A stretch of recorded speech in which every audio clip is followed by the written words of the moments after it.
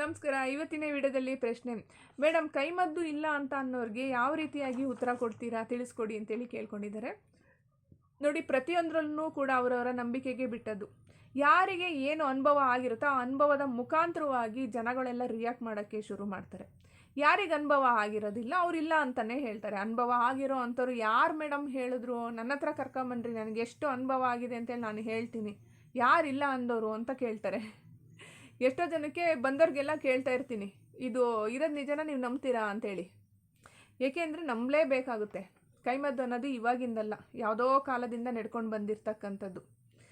ಅದಕ್ಕೆ ಸುಮಾರು ರೀತಿಯಾಗಿರ್ತಕ್ಕಂಥ ಏನೇನೋ ಎಲ್ಲ ಸೇರಿಸ್ಬಿಟ್ಟು ಅದು ಊಟದ ಮುಖಾಂತರವಾಗಿ ಕೊಟ್ಟಾಗ ದೇಹದಲ್ಲಿ ಅನಾರೋಗ್ಯ ಸಮಸ್ಯೆ ಉಂಟಾಗ್ತಾ ಹೋಗುತ್ತೆ. ಈ ಅನಾರೋಗ್ಯನ ನಿವಾರಣೆ ಮಾಡ್ಕೊಳ್ಳೋಕ್ಕೋಸ್ಕರ ಮಾನಸಿಕ ಸಮಸ್ಯೆನೂ ಕೂಡ ಉಂಟಾಗುತ್ತೆ.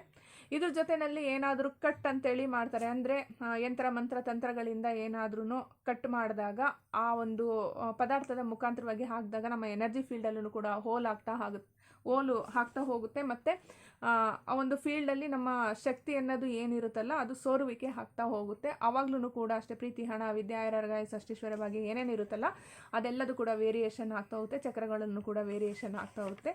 ಇದನ್ನು ನಾನು ಸುಮಾರು ವಿಡಿಯೋಗಳಲ್ಲೆಲ್ಲ ನಾನು ತಿಳಿಸ್ಕೊಟ್ಟಿದ್ದೀನಿ.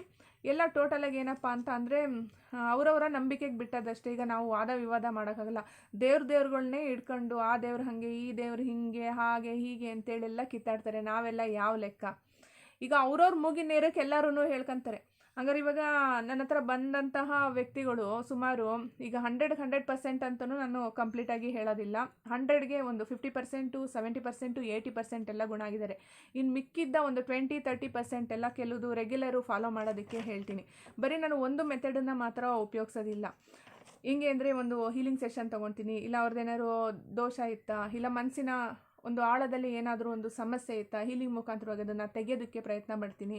ಮತ್ತು ಅದ್ರ ಜೊತೆಯಲ್ಲಿ ರೆಗ್ಯುಲರಾಗಿ ಕೆಲವೊಂದೆಲ್ಲ ಪ್ರಾಕ್ಟೀಸ್ ಮಾಡೋಕ್ಕೆ ಹೇಳ್ತೀನಿ. ಆ ಪ್ರಾಕ್ಟೀಸಿಂದ ಅವ್ರಿಗೆ ಎಷ್ಟೋ ರಿಲೀಫ್ ಆಗುತ್ತೆ. ಅವ್ರು ಯಾವ್ಯಾವುದೋ ಹಳೆ ಘಟನೆಗಳೆಲ್ಲ ಮನಸ್ಸಲ್ಲಿ ಇಟ್ಕೊಂಡಿರೋದೆಲ್ಲ ರಿಲೀಫ್ ಆಗುತ್ತೆ. ಹೋಗ್ತಾ ಹೋಗ್ತಾ ಅವರ ಒಂದು ಆತ್ಮಶಕ್ತಿ, ಆತ್ಮಬಲ ಏನಿರುತ್ತಲ್ಲ ಅದು ಸ್ಟೆಪ್ ಬೈ ಸ್ಟೆಪ್ಪು ಹೆಚ್ಚುತ್ತಾ ಹೋಗುತ್ತೆ. ಇದರಿಂದನೂ ಕೂಡ ಅಷ್ಟೇ ಬೇಗ ರಿಕವರಿ ಆಗ್ತಾರೆ. ಏನಕ್ಕೋಸ್ಕರ ಆ ಒಂದು ಸಮಸ್ಯೆ ಹೊತ್ತು ಬಂದಂಥ ಜನಗಳು ಎಲ್ಲೋ ಕೆಲವೊಬ್ಬೊಬ್ಬರು ಹಾಗೆ ಹೀಗೆ ಅಂದ್ಕೊಂಡು ಹೋಗಿರ್ಬೋದು. ಬಟ್ ಇವತ್ತಿಗೂ ಕೂಡ ಅಷ್ಟೇ ನನ್ನ ಫಾಲೋ ಮಾಡೋ ಅಂಥವ್ರು ಇದ್ದಾರೆ. ತುಂಬ ಹೆವಿ ಜನ ನಮ್ಮ ಮನೆ ಹತ್ರ ಬಂದು ಫುಲ್ಲು ಕ್ಯೂ ನಿಲ್ತಾರೆ ಅಂತ ನಾನು ಹೇಳ್ತಾ ಇಲ್ಲ. ಏನೋ ಒಂದು ನನ್ನ ಬೈ ಬರ್ತು ಬಂದಿರತಕ್ಕಂತಹ ಕೆಲವೊಂದು ವಿದ್ಯೆ, ಶಕ್ತಿಯಿಂದ ಮತ್ತು ಕೈಗುಣ ಹೇಳ್ಬೇಕು ಅಂದರೆ, ಈಗ ಯಾರೋ ನಡೆಸ್ಕೊಂಬಂದಿರ್ತಕ್ಕಂತಹ ವಿದ್ಯೆಯ ಒಂದು ಕೈಗುಣ ನಂಗೆ ದೀಕ್ಷೆ ಆಗಿರುತ್ತಲ್ವ, ದೀಕ್ಷೆ ಆದಮೇಲೆ ಕೆಲವೊಂದೊಂದು ಎಕ್ಸ್ಚೇಂಜ್ ಆಫ್ ಎನರ್ಜಿ ಅಂತ ಅಂತಾರಲ್ವ. ಈಗ ಯಾರಾದರೂ ಒಬ್ಬರು ಆಶೀರ್ವಾದ, ಈಗ ನಾನೇ ಒಂದು ಬ್ಲೆಸ್ ಮಾಡ್ತೀನಿ ಅಂತ ತಿಳ್ಕೊಳ್ಳಿ, ಯಾವ್ದಾದ್ರು ಒಂದು ಪೇಷಂಟ್ಗೆ ಒಳ್ಳೇದಾಗ್ಲಪ್ಪ ಹಾಗಾಗಲಿ ಅಂತ ಒಂದು ಒಳ್ಳೆ ಮನಸ್ಸಿಂದ ಕೊಟ್ಟರೆ ಅದು ಒಳ್ಳೆಯದೇ ಆಗುತ್ತೆ. ಹಾಗೆ ಒಂದು ಜನ್ರೇಷನ್ನು ಈಗ ನನ್ನಿಂದನೇ ಆಗ್ತಿದೆ ಅಂತ ನಾನು ಹೇಳ್ತಾ ಇಲ್ಲ.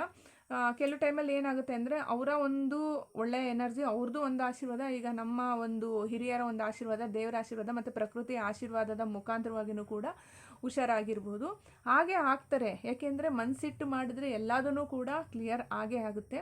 ಕೆಲವೊಂದು ಟೈಮಲ್ಲೆಲ್ಲ ಸ್ಟಮಕ್ನಲ್ಲಿ ಆಗಿರ್ತಕ್ಕಂಥ ಕೆಲವೊಂದು ಸಮಸ್ಯೆಗಳು ತುಂಬ ಲೇಟು ಹೋಗುವಂಥದ್ದು. ಏಕೆಂದರೆ ಆ ಒಂದು ಮದ್ದಿಡಿ ಬಿದ್ದಾಗ ಆ ಒಂದು ಹೊಟ್ಟೆಯ ಭಾಗದಲ್ಲೇ ಹೆಚ್ಚೆಚ್ಚು ಸಮಸ್ಯೆ ಕಾಣಿಸ್ಕೊಳ್ಳುತ್ತೆ.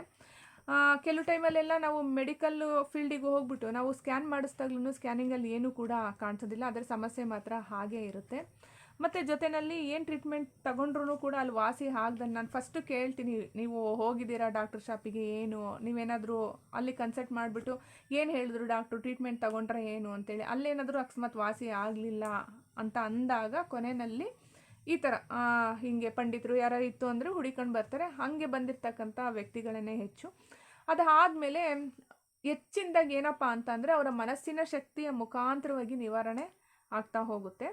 ಜೊತೆಯಲ್ಲಿ ಈಗ ನಾವು ಕೂಡ ಒಂದು ಮನಸ್ಸಿಟ್ಟು ಒಂದು ಒಳ್ಳೆಯ ಎನರ್ಜಿಯನ್ನು ತುಂಬಿ ಕೊಟ್ಟಿರ್ತೀವಲ್ವ ಪ್ರಸಾದ ಅಂತೇಳಿ, ಅದನ್ನು ತಗೊಳ್ಬೇಕಾದ್ರೂ ಕೂಡ ಅವರು ಪ್ರೇಯರ್ ಮಾಡ್ಕೊತ ಅವರ ಆತ್ಮಬಲವನ್ನು ಹೆಚ್ಕೊತ ಅವರ ಮನಸ್ಸಿನ ಮುಖಾಂತರವಾಗಿ ಒಂದು ಶಕ್ತಿ ಸಂಚಾರ ಆಗುತ್ತೆ. ಆ ಒಂದು ಸಂಚಾರದ ಮುಖಾಂತರವಾಗಿ ಇದು ಕ್ಲಿಯರ್ ಆಗ್ತಾ ಹೋಗುತ್ತೆ.